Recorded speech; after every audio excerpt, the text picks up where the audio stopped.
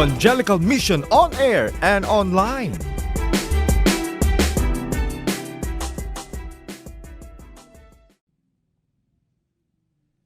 Kumusta kamong tanan mga kahigalaan namo?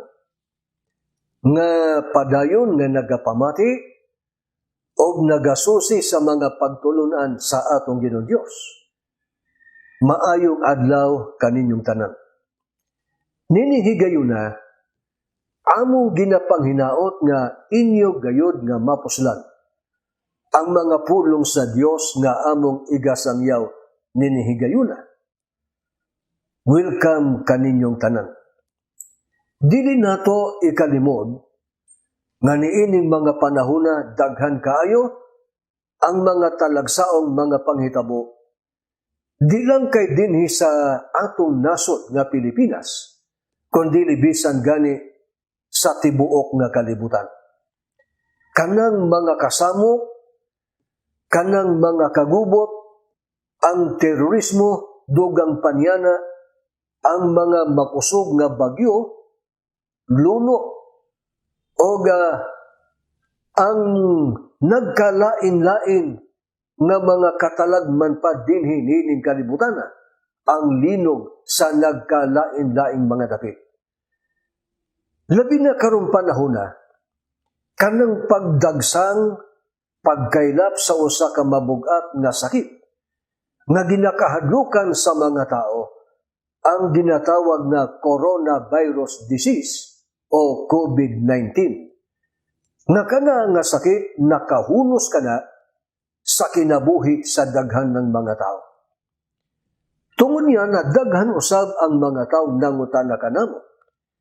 Nga kanabang mga panghitabua, muna ba kana ang ilhanan nga nagkahaduol na ang katapusan ni ining kalibutan o kanang adlaw sa paghukom?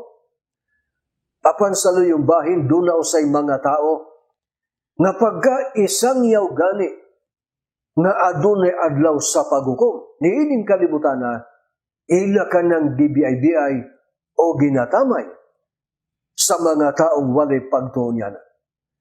Busan yan ay higayuna, mga kahigalaan. Dililuhon pag-ayo nga among igapatinaw, pinaagi sa atong pagabuhaton karon nga INC Radio District Evangelical Mission Online. Welcome kaninyong tanan. Nganuman nga bililhong pag-ayo, nga atong pagatun-an gayon, ang mga pamatuod nga haduol na ang adlaw sa paghukom, ukaha adunay adlaw sa paghukom, nga ginatakda sa Dios ni ining kalibutan. Magsugod kita pagbasa, basahon ko sa inyo ang nakasulat dinhi sa pahayag ni Apostol nga si Pedro sa 3 versikulo 3 hangtod na sa 4, tuguting basahon ko sa inyo dinhi sa hubad sa Bibliang Tagalog. Mao kini ang atong mabasa. Una sa lahat, dapat ninyong malamang sa mga huling araw ay lilibakin kayo at pagtatawanan ng mga taong namumuhay ayon sa kanilang mahahalay na pita. Sasabihin nila, si Kristo'y nangakong darating, hindi ba? Nasaan siya ngayon? Inabot na ng kamatayan ng ating mga magulang, ngunit wala pa ring pagbabago, buhat ng lalangin ang mundong ito. Ngano mga kahigalaan, nga bililhon pag-ayo, nga atong tinaon gikan sa Biblia, nga aduna gayoy ginatakda nga adlaw sa paghukom. Nakasulat sa Biblia ang pasidaan sa mga apostol nga adunay muani o dunay muabot. Mga taong magatamay, mga taong magabiyay-biyay, mahitungod sa adlaw nga pagbalik sa atong Ginoong Kristo. O sa may igaingon niya ng mga tawhana. Matod pa nila, si Kristo nagasaad nga muanhi, dili ba? Pero hain man siya karon. Kumo imbis nga mutuo ka ng mga tawhana, ilang gibiyay-biyay, ilang ginatamay ang mga taong nagasangyaw o nagatudlo mahitungod sa pasidaan nga adunay adlaw sa paghukom nga mahitabo ni ining kalibutan. Matud pa niya ng mga tawhana nga walay pagtuo nga dugay na nilang nadungog ang ginasaad nga muanhi pag-usab ang atong Ginoo Kristo apan hangtod karon wala pa kuno matuman. Karon tungod niya na, hain ba ka ng ginasaad nga pag-anhi sa atong Ginoong Hesus Kristo? Nga ginatamay, ginabiyay-biyay sa mga taong walay pagtuo niya na. Basahon ko sa inyo ang nakasulat dinhi sa pahayag sa atong Ginoong Hesus Kristo sa Mateo 24 og 3 mo kini ang atong matagad. Ug sa muli milingkod siya sa bukid sa mga olibo, miduol kanya sa hilit ang iyang mga tinunan. Nga nagaingon, isulti ka namo anos akining mga butang nga mahitabo ug unsa ang ilhanan sa ibong pag-anhi ug sa katapusan sa kalibutan. Hain ka ng ginasaan, mga kahigalaan, nga pag-anhi sa atong Ginoo Kristo nga kana ginatamay, ginabiyay sa mga taong walay pagtuo niya na. Kanang adlaw sa pag-anhi ni Kristo, nga mo kana usab ang katapusan sa kalibutan, mo kana ang ginapasidaan sa atong Ginoo Kristo. Karon, unsa man usab ka ng giingon nga ikaduhang pag-ani ni Kristo, nga mo ka ng katapusan sa kalibutan. Akong basahon sa inyo. Balikan natong ikaduhang Pedro 3, versikulo 7 ug 10 mo kini ang atong mabasa. Apan ang mga langit nga mao karon og ang yuta, pinaagi sa maong pulong gitagana alang sa kalayo sa adlaw sa paghukom, ug sa paglaglag sa mga tao nga dili Dios nun. Apan ang adlaw sa Ginoo moabot ingon sa usa ka kawatan. Nga unya ang mga langit moagi sa dako gayud nga dinaguop, ug ang mga butang sa kalangitan mga tunaw sa hilabihang kainit sa siga, ug pagasunugon ang yuta ug ang mga buhat nga ani-ani ini. Unsa kanang ginasaad nga ikaduhang pag-anhi sa atong Ginoong Hesus Kristo nga mausab kana ang katapusan sa kalibutan. Mao kana ang adlaw sa paghukom, mga kahigalaan. Busa matod pa sa Biblia, ang mga langit nga mao karon, bisan gani ang mga butang nga naa sa kalangitan. Ang yuta, bisan gani ang mga butang dinhi sa yuta, mga tunaw kana sa hilabihan nga kainit sa siga. Sumala sa pagpasidaan sa atong Ginoo Dios. Busa, nanuman nga ato mang nasiguro, atong natino, nga matuman gayod kanang gitagal nga adlaw sa paghukom. Basahon nato, balikan nato ang pahayag sa ikaduhang Pedro 3, versikulo 5, hangtod na sa 7, mao kini ang atong babasa. Kay kini ginakalimtan nila pagtuyo nga may langit sukad sa daan nga panahon og yuta nga giumol gikan sa tubig og sa kinataliwad-an sa tubig pinaagi sa pulong sa Dios. Nga tungod niya na ang kalibutan nga kaniadto gilunupan sa tubig nawala. Apan ang mga langit nga maukaron og ang yuta pinaagi sa maong pulong gitagana alang sa kalayo sa adlaw sa paghukom o sa paglaglag sa mga tao nga dili Dios nun. Nganong napihon nato, mga kahigalaan, nga matuman gayon kanang gitagal nga adlaw sa paghukom. Napihon nato tungod kay ang Dios man mao ang nagapahayag o nagasulti niya na.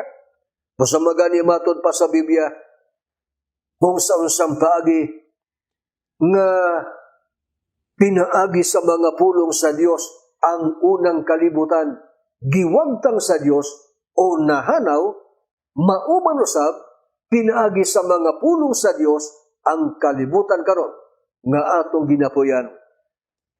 Matunaw tungod sa hilabihan nga kainit sa siga sa kalayo, pagamot na kana sa adlaw sa paghukom.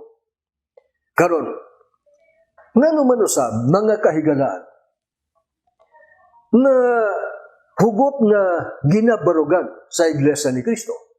Di lang kay dunay adlaw sa paghukom nga gitagal sa atong Ginoong Dios, kundi ngano usab nga hugot nga ginatuuhan o ginabarugan sa Iglesia ni Cristo nga hapit na ang adlaw sa pagbalik ni Cristo o ang adlaw sa paghukom. Akong basahon sa inyo ang pahayag sa atong Ginoong Kristo dinhi sa Mateo 24 og 33 og 6 hangtod na sa 8 mao kini ang atong mabasa. Ingon usab kamo, kung hikit-an ninyo kining tanang mga butanga, hisayran ninyo nga ang anak sa tao haduol sa mga pultahan.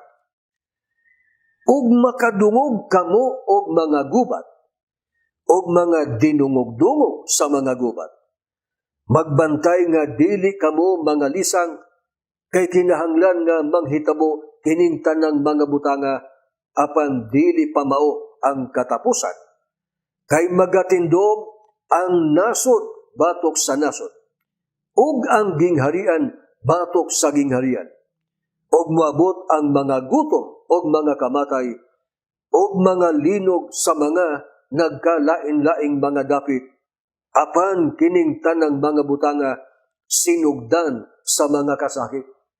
Ngano nga hugot nga ginabarugan sa Iglesia ni Cristo? Di lang kay adunay adlaw sa paghukom nga gitagal sa Dios niining kalibutana, hugot usab nga ginabarugan sa Iglesia ni Cristo nga hapit na ang adlaw sa paghukom. Nganong ginabarugan ka na sa mga Iglesia ni Cristo? Tungod kay nangatuman na ang mga ilhanan nga ginapasidaan sa atong Ginoong Hesukristo. Natagad ninyo ang pahayag sa atong Ginoong Kristo? Adunay gihatag niya nga mga ilhanan nga mahitabo og masaksihan sa mga tao o sa mga kanang mga butanga. Ang gubat nga kanang nga gubat nahilambigit ang mga nasod bisan gani ang mga gingharian. Unsa man kana nga mga gubat, kana mao ang katumanan nga ginapasidaan ni Kristo ang nahitabong unang gubat o ang ikaduhang gubat niining kalibutana. Kanus man natuman ang ginapasidaang unang gubat. Natuman kana kaniadtong tuig 1914. Kanus usab natuman kanang ikaduhang gubat. Natuman kana niadtong tuig 1939. Unsa may mga kasunod niya na? Ingon sa atong nabasa, ang linog sa nagkalain-laing mga dapit, ang kagutmanan o ang mga kalisdanan. Mga kahigalaan, unsa man ang gusto nga pamatud-an niya na nga panghitabo. Ingon pa sa atong Ginoo Kristo matinaw, kung inyong makita kanang tanang mga butanga, inyong maseran nga ang anak sa tao, mao kana si Kristo, haduol na sa mga pultahan.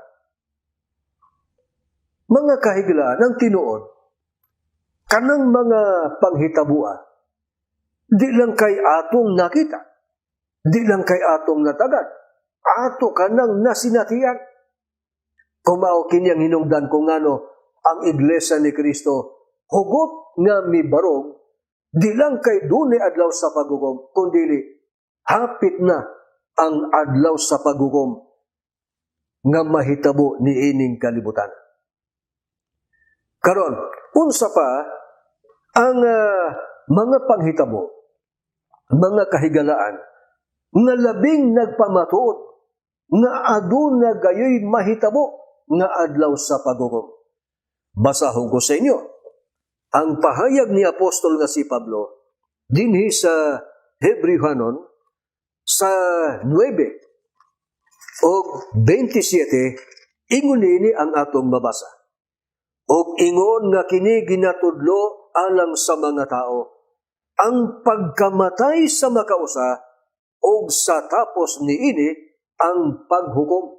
Unsa pa ang labing nagapamatuod, mga kahigalaan, nga matuman yun kanang ginatakda sa atong Ginoong Dios nga adlaw sa paghukom o katapusan ni ining kalibutan. Ang usa sa pamatuod, kanang kamatayon sa tao. Kinsa man ang nagtakda sa kamatayon sa tao? Ang Dios. Natuman ba ang kamatayon nga ginatakda sa Dios sa kinabuhi sa tao? Natuman. Mga kahigalaan, aduna ba'y makabalibad sa kamatayon? Wala. Tungod kay sama na sa atong nasaksihan, bisan kinsa man siya, bisag unsa may kahimtang sa mga tao niining kalibutana, sama sa panghitabo karong panahon na nga uswag o mikaylap kanang mabugat nga sakit, COVID-19, daghan ng mga tao nga nangamatay, dili ka na mapugan tungod kay ang kamatayon, ang Dios ang nagtakda niya na sa atong kinabuhi. Imanan nato, kung ang kamatayon natuman ka na sa kinabuhi sa tao, kay ang Dios ang nagtagal niya na matuman usab ka ng ginatakda nga adlaw sa paghukom, kay ang Dios ang nagtagal niya na, mga kahigalaan. Naibalo ba kamo, mga higala? Kung daw sa nakadaghan ang mga nangamatay tungod sa sakit nga COVID-19, kung atong isgutan ang balita niyadtong miaging Mayo 9, 2020, ang katibuk ang nangamatay sa tibok nga kalibutan mikabat na sa 265,084. Samtang dinhi sa Pilipinas, ang katibuk ang nangamatay mikabat na sa 696. Kana gikan niyadtong miaging bulan lang, bulan sa Marso. Busa ka na ang kamatuoran na walay makapugong sa kamatayon sa tao. Tungod kay ang Dios ang nagtakda niya na mauman usab ang adlaw sa paghukom. Kay ang adlaw sa paghukom, ang Dios gihapon ang nagtakda niya na, mga kahigalaan. Karon, unsa may ginatugon sa atong Ginoong Kristo? Tungod kay piho gayon nga matuman ka ng adlaw sa paghukom. Balikan nato ang pahayag sa atong Ginoong Kristo dinhi sa Mateo 24 o 44, mao kining atong matinawan. Tungod niini, panag-andam usab kamo kaysa usa ka takna nga wala ninyo pagadahuma muanhi ang anak sa tao. Unsa ang gitugon sa atong Ginoong Kristo? Tungod kay piho gayon nga matuman kanang adlaw sa paghukom. Ingon pa ni Kristo matinaw, tungod niini panag-andam usab kamo. Nga naman, nga angin natong pangandaman kanang ikaduha nga pag-anhi sa atong Ginoong Kristo. mao kanang adlaw sa pagugong. Tungod kay ingon pa ni Kristo, sa usa ka takna, wala ninyo paggadahuma muanhi o mubalik ang atong Ginoong Hesukristo. Ngano man usab nga giingon man sa Biblia nga di nato paggadamhon mubalik ang atong Ginoo Kristo. Sa unsa man di ay nga kahimtang, maabutan ni Kristo ang mga tao ni ining kalibutan.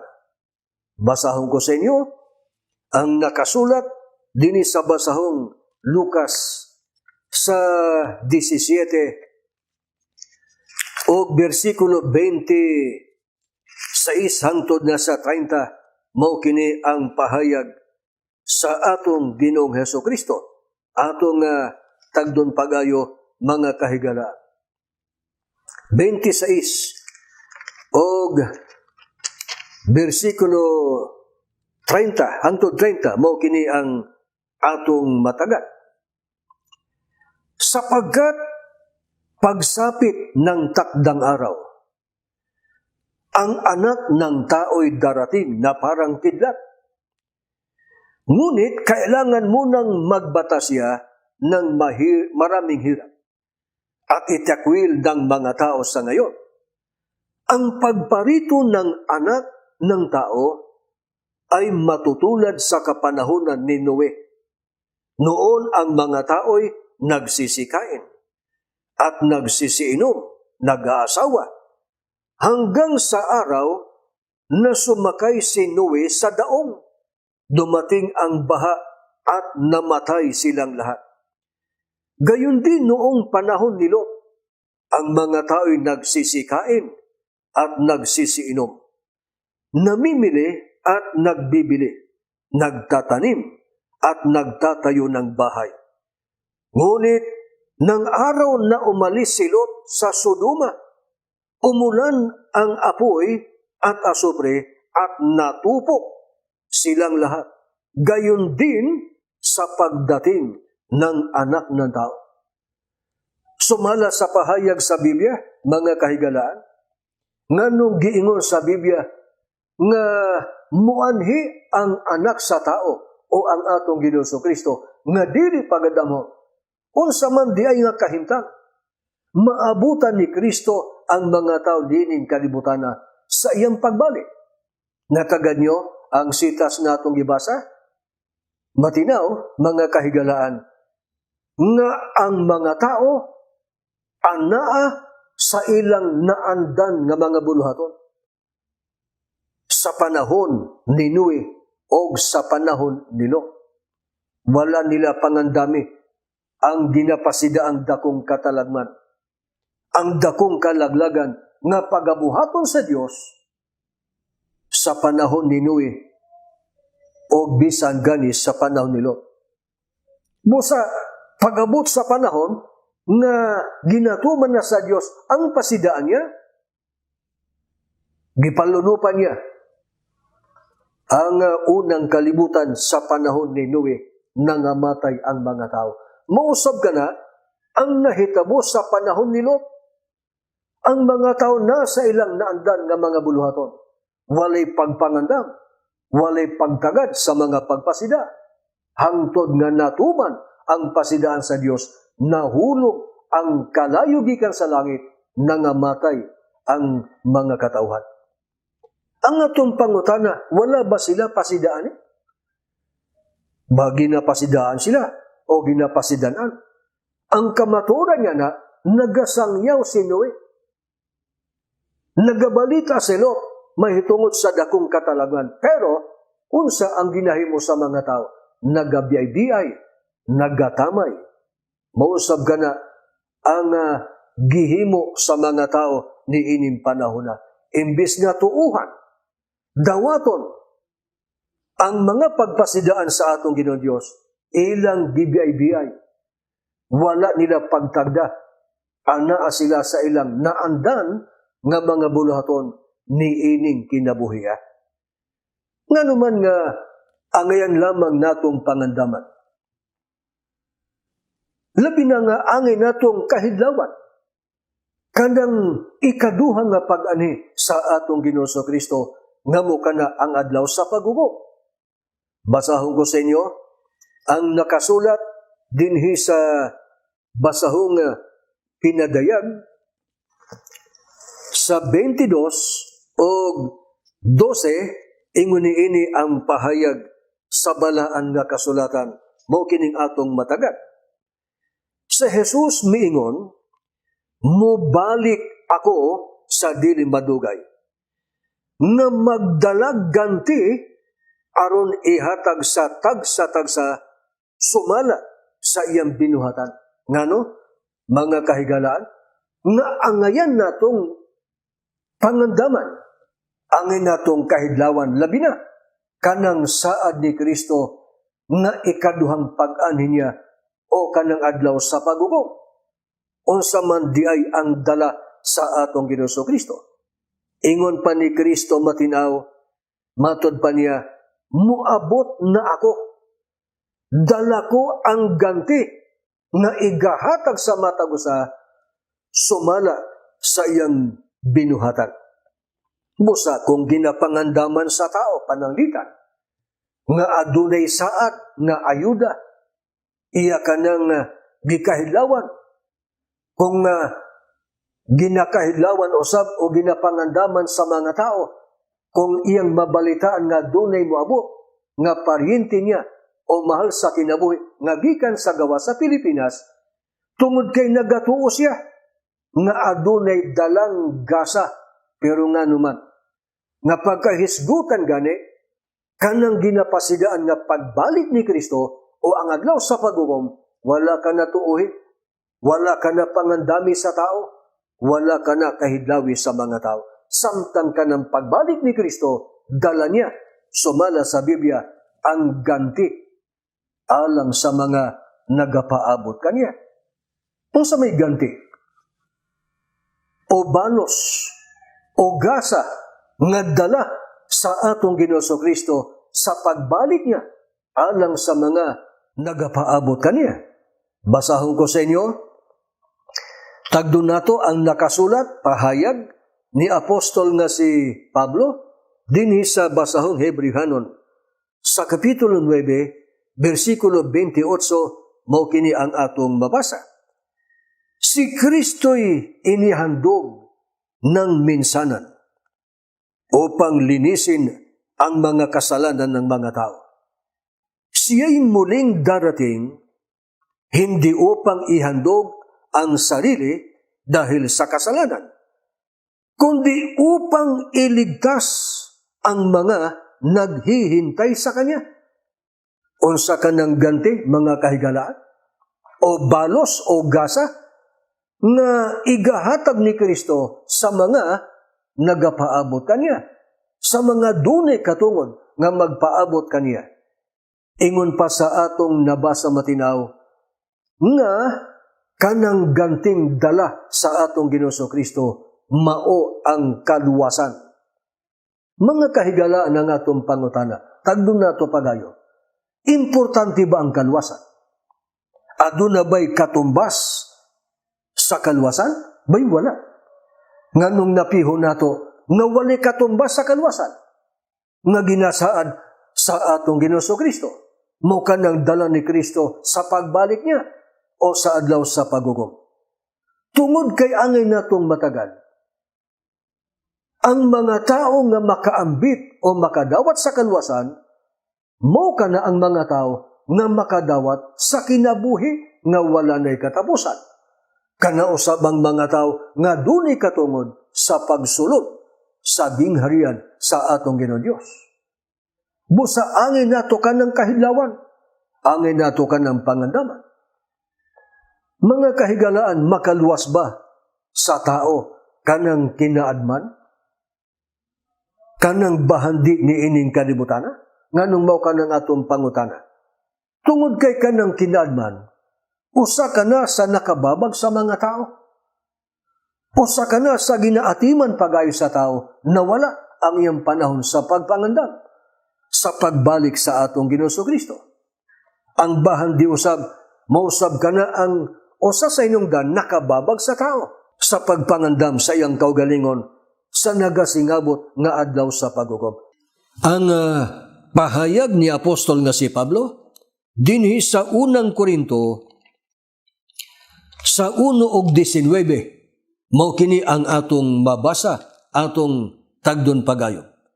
Ang kasulatan nag-ingon, himuon kong kawang ang kahibalo sa mga maalam o isalikway ko ang kaalam sa mga makinaadmanon. Mga kahigalaan kanabang kinaadman, nga mao ang isa sa nakababag para sa pagpangandam sa ilang kaugalingon sa saad ni Kristo mahitungod sa adlaw sa paghukom. Ingo sa atong nabasa, kanang kaalaman, pag-abot na sa adlaw sa paghukom, pagawagtangon ka na sa atong Ginoong Diyos. Kung mao, mawad ag bili, mawad-an og kapuslanan kanang kaalam sa tao. Pagkahisgutan nato ang pagdawat sa kalwasan pag-abot na sa adlaw sa paghukom. Ang buti pasabot, dili magamit nga pasikaranan ang kaalaman sa tao kung hisgutan ng kalwasan. O sabay buti pasabot niya ng mga higala. Ang buot bang ipasabot ang Iglesia ni Kristo supak nga makabot sa mga miyembro sa Iglesia ni Kristo ang kaalaman? Abay dili kami supak. Busa among ginaagda labi na ang mga kabatanunan. Maningkamot sila ilang makabot ang kinaadman bisan gani ang hataas nga kinaadman ni ining kalibutana. Tungod kay magamit man kana para sa ilang kaugmaon. Pero timanan nato ang kaalaman sa tao. Dili ka na magamit nga pasikaranan sa kalwasan sa adlaw sa paghukom. Karon, kanang bahandi na naangkon sa mga tao. Kanausab ang kalagmitan nga nakababag sa tao para makalimutan nila ang pagpangandam sa ilang kaugalingon pag-abot na sa adlaw sa paghukom. Makaluwas ba ka ng bahandi? Basahon ko sa inyo ang nakasulat dinhi sa basahong Soponias. Sa Kapitulo 1, versikulo 14, hangtod na sa 15 o 18, mo kining atong mabasa. Duol na kaayo ang adlaw sa Ginoo, og pait kining palandungon. Muhilak unya bisan ang taong isog. Kay ang maong adlaw, adlaw man sa kasuko, adlaw sa kaligotgot og kapait, adlaw sa kadaot o kalaglagan, adlaw sa kangitngit o kadulom, adlaw sa panganod o sa unos. Sa adlaw sa kasuko sa Ginoo, dili makaluwas kanila ang ilang salapi o bulawan. Ang tibuo kalibutan lamyon sa kalayo sa iyang kasuko, o sa kalit puuho niya ang tanang tao. Kanabang bahandi, mga kahigalaan, kanabay magamit nga pasikaranan para luwason ang tao sa adlaw sa paghukom? Abay dili sa gihapon. Ingon sa atong nabasa, kanang ilang salapi, kanang ilang bulawan, dili makaluwas kanila sa adlaw sa kaligotgot sa atong Ginoong Diyos. Kano sa man kanang adlaw? Kanang giingon sa Bibliang adlaw sa kaligotgot sa Dios. Mao kana ang adlaw sa paghukom. Unsay mahitabo niya ng adlaw? Ingon sa atong nabasa, bisan gani ang taong isog, musinggit niya ng panahon na sa tumang kapaitan. Nga naman, adlaw kana nga puuhon sa Dios ang tanang taon ni ining kalibutan. Mga kahigalaan, ang buot bang ipasabot usab nga supak ang Iglesia ni Kristo kung ang usa ka miyembro sa Iglesia mahimong bahandianon? Maningkamot siya nga mamahimong bahandianon? Abay dili kami supak niya na. Kung kaya sa tao, kung kaya sa mga miyembro sa Iglesia ni Kristo ang mahimong bahandianon, Basta kay uyon sa balaod sa tao, labi na sa balaod sa Dios, maningkamot siya para mauswag ang iyang pagpanginabuhi. Pero atong timanan, kanang bahandi, kanang salapi sa tao, kanang bulawan, dili makalwas kaniya pagabot na sa adlaw sa pagugom. Angay natong mahinumduman, mga kahigalaan, nga si Kristo lamang ang ginahatag sa Dios nga mao ang bugtong makahatag kanato sa kalwasan. Si Kristo ang may dala sa atong kalwasan, dili kanang kinaadman o dili kanang bahandi. Tungod niya na kinsaman ang ginapamatudan sa atong Ginoo Kristo nga mao ang mamaluwas sa adlaw sa pagbalik niya. Basahon ko sa inyo ang nakasulat din sa basahon sa Juan sa kapitulo 10, versikulo 9, mo kining atong mabasa. Ako mao ang pultahan. Kinsamang misulod sa panon, pinaagi ka nako, mamaluwas. Kinsa ang ginapamatudan sa atong Ginoo Kristo, mga kahigalaan, nga mamaluwas pagabot na sa adlaw sa pagugom. Nakagad nyo ang sitas nga atong gibasa, pahayag kini, sa manluluwas nga mao ang atong Ginoong Kristo. Usoy ang natong matagad, mga higala. Ang angin natong matagad, ang usa sa angay nga buhaton sa mga tao. O sabay angay buhaton sa mga tao para mamaluwas. Ingon pa ni Kristo, matinaw, kinsamang misulod sa panon. Balikon nato, kinsamang misulod. Asa ka angay musulod? Sa panon. Sa unsang paagi, makasulod ang tao sa panon. Ingon pa ni Kristo, pinaagi kanako. Nganong pinaagi ni Kristo, makasulod ang tao sa panon. Tungod kay si Kristo ang pultahan. Pagkapultahan gani, diha kita angay muagi. Muagi ka sa pultahan nga mao ang atong Ginoo Kristo para ang tao makasulod diha sa panon. Unsay kapalaran sa mga tao nga nakasulod sa panon, naa sa panon. Ingon pa ni Kristo, mao kana ang mamaluwas. Mga higala, kana nga pahayag dili kana pinaagi sa among kaugalingon nga banabana. Dili kana pinaagi sa among kaugalingon nga interpretasyon o sa among kaugalingon nga konklusyon. Kundi pahayag kana sa manluluwas nga mao ang atong Ginoo Kristo. Kinahanglan nga ang tao anaa sa panon. Unsa ba kanang panon nga gisgutan? Nga diha angay nga musulod ang tao para mamaluwas pagabot na sa adlaw sa pagugom. Sumala sa Biblia. Basahon ko sa inyo ang usa ka hubad sa Bibliang Ingles, pero basahon nato diretso na sa atong pinulungan, buhat 20:28 mo kini ang atong mabasa. Matnguni ninyo kung mao ang inyong kaugalingon, ug ang tibuok nga panon, nga pinaagi ni gipili kamo sa Espiritu Santo nga mga tinugyanan. Aron pakanon ang iglesia ni Kristo, nga gipalit niya sa iyang dugo. Unsa kanang panon nga gisgutan, mga higala? Nga diha angay musulod ang tao, pinaagi kang Kristo, para ang tao mamaluwas. Ang panon, sumala sa Biblia, mao ang iglesia ni Kristo.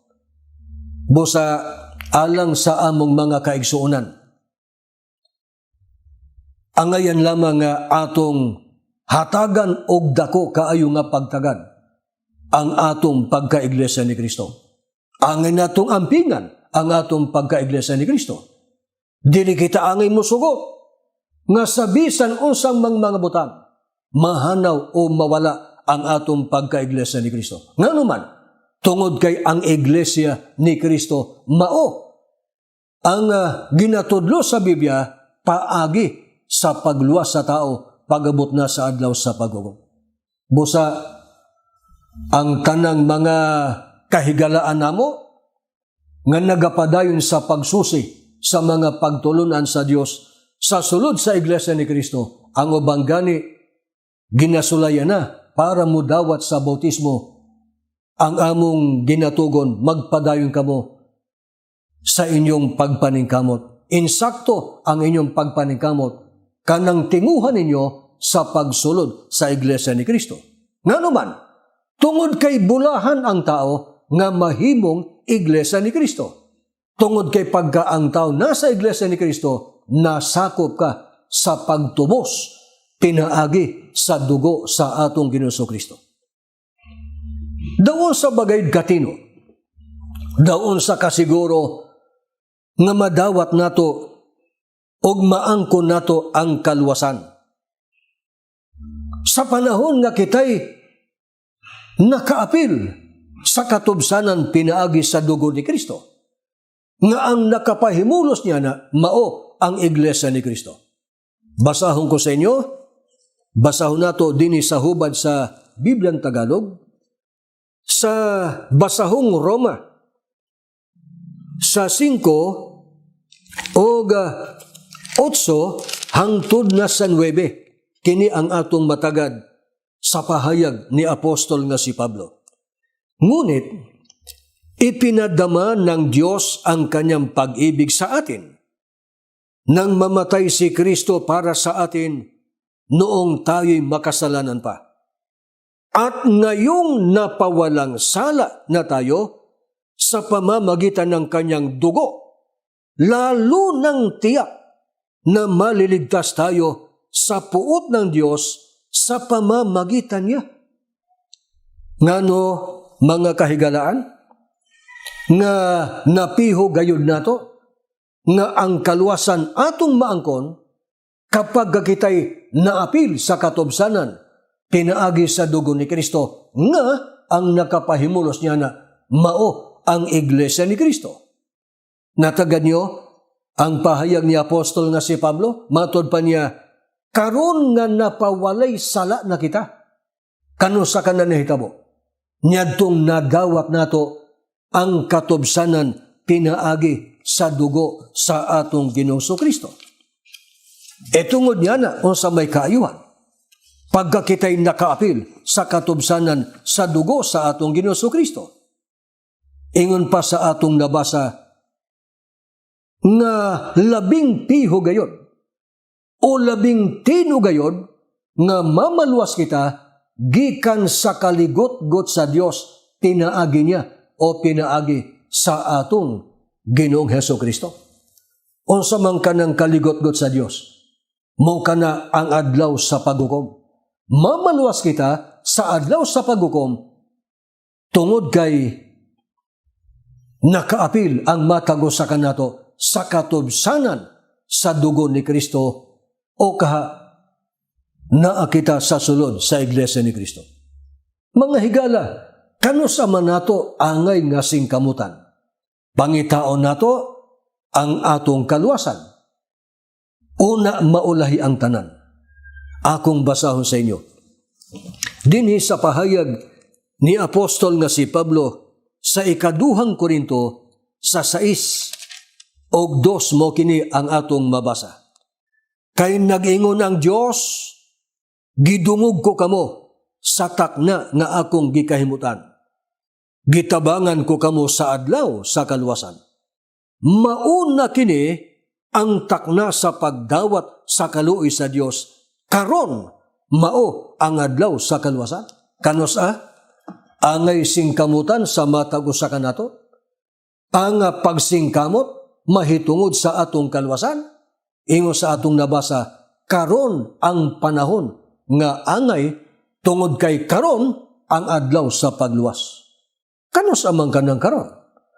Nagihisgutan ni Apostol nga si Pablo, nga angay singkamutan sa tao, nga pangandaman niya, pangitaon niya, ang para sa kaluwasan niya, pag-abot sa adlaw sa paghukom. Pamatian nato. Basahon nato ang pahayag ni Apostol Pablo, Hebrewhanon 4 og bersikulo 7. Karong adlaw, kung makadungog kamo sa iyang tingog, dili ninyo pagpatigahon ang inyong mga kasing-kasing. Kanos ka ng karon? Mga kahigalaan? Karon nga inyong nadungog ang tingog sa atong Ginoo Dios. Ikaw ka ng panahon na. Boses ba ang angay pangitaon sa tao? Boses mismo sa atong Ginoo Dios? Abay dili. Unsay kahulugan sa giyon sa Biblia nga karon inyong nadungog ang tingog sa Dios? Ang kahulugan niya na karon nga inyong nabati ang pulong sa Dios nga ginasangyaw.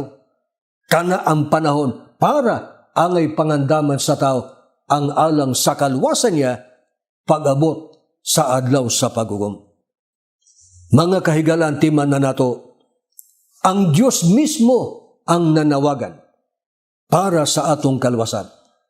Tungod kay angin natong matagad, nga sa bisan unsang adlaw o unsang mangurasa, mubalik og moabot ang atong Ginoo Kristo tungod kay kanang adlaw, kanang pagbalik ni Kristo, dili nato mahibalwan, dili nato masayran.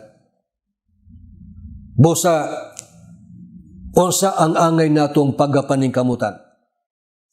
Angay maningkamot ang batag usa?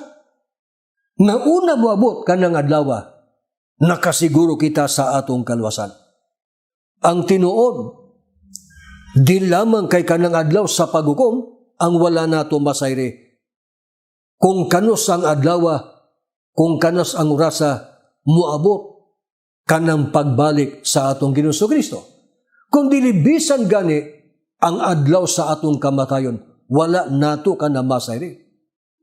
Kumaw samtang may kusog, samtang may kinabuhi, atong pahimuslan, pangitaon nato, singkamutan nato, makaplagan, ang para sa atong kalwasan, sa paagi nga atong makaplagan, ang tinuod na iglesia o ang iglesia ni Kristo.